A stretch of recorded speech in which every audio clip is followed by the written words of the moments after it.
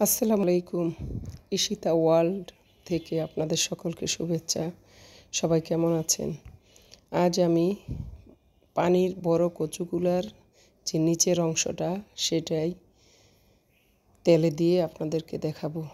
আর এই কচুটা কিন্তু খেতে খুব মজা হয়। সিদ্ধ করে নেবেন, আগে কেটে কুটে ধুয়ে সিদ্ধ বসিয়ে দিলাম। এটা ভালোভাবে সিদ্ধ করে নিতে হবে। আর এই কচুটা দিয়ে কিন্তু আপনি পেট ভরে ভাত খেতে পারবেন। আমি একটু সামান্য লবণ দিয়ে পানি দিয়ে সিদ্ধ করে নিলাম। সিদ্ধ হয়ে গেছে, এখন ব্লেন্ডারে ব্লেন্ড করে নিব। নিচের যে অংশটা একবারে লম্বা কচুগুলা, সেই অংশটা দেখেন ব্লেন্ড করা হয়ে গেছে। এখন পরিমাণ মতো লবণ দিয়ে দিলাম, একটু ধনিয়ার গুঁড়া দিয়ে দিলাম, হলুদ দিলাম, মরিচের গুঁড়া দিলাম। যে যেমন পরিমাণে খান, আমি হাফ চামচ করে দিয়ে দিয়েছি। এটা জিরার গুঁড়া দিয়ে দিলাম। আর আমি তেলের মধ্যে আস্তা তেজপাতা দিব আর আস্ত দিব জিরাটা দিয়ে দিলাম। এই জিরাটা পুড়ে যখন কালো হবে তখন তেজপাতাটা আমি দিয়ে দিলাম। আর পেঁয়াজ কুচি, রসুন কুচি দিয়ে দিলাম। কাঁচামরিচটা আমি পরে দিব। এই রসুন কুচিটা কিন্তু একটু বেশি পরিমাণে দিতে হয়। যদি এই কচুগুলা গলা ধরে না, তারপরও রসুনটা আপনি একটু বেশি দিবেন।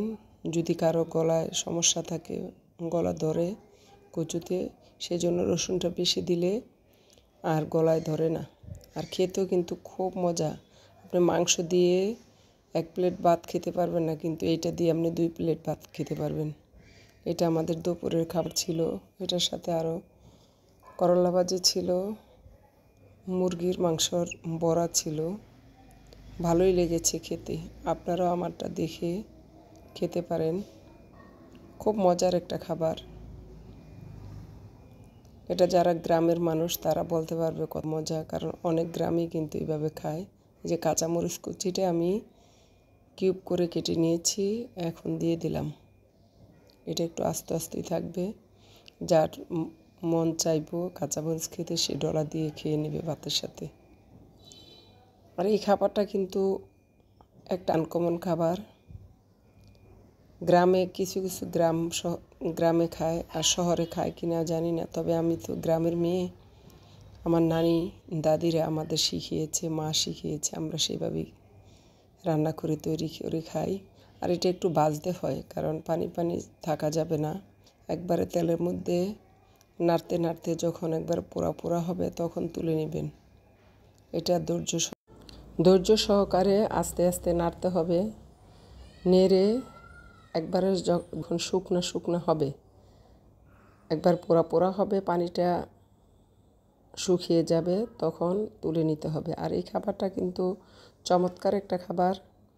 ভাত দিয়ে খেতে খুবই মজা লাগে। আর আপনারা এটা মুড়ি দিয়েও খেতে পারেন। তারপরে যে মুলকা, এটা বলে দেশের ভাষায় মুলকা পিঠা, তাওয়া পিঠা, এগুলা দিয়েও খেতে পারেন।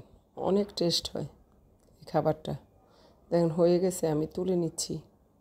আপনারা একটু ট্রাই করে দেখবেন বাসাতে। আর সবাই দয়া করে, সবাই কষ্ট করে ভিডিও তৈরি করে, একটু ভিডিওটা দেখবেন, দেখে লাইক শেয়ার কমেন্টস করবেন।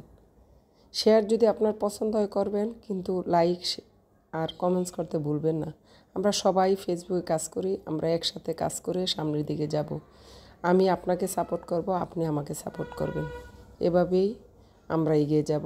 আল্লাহ হাফিজ।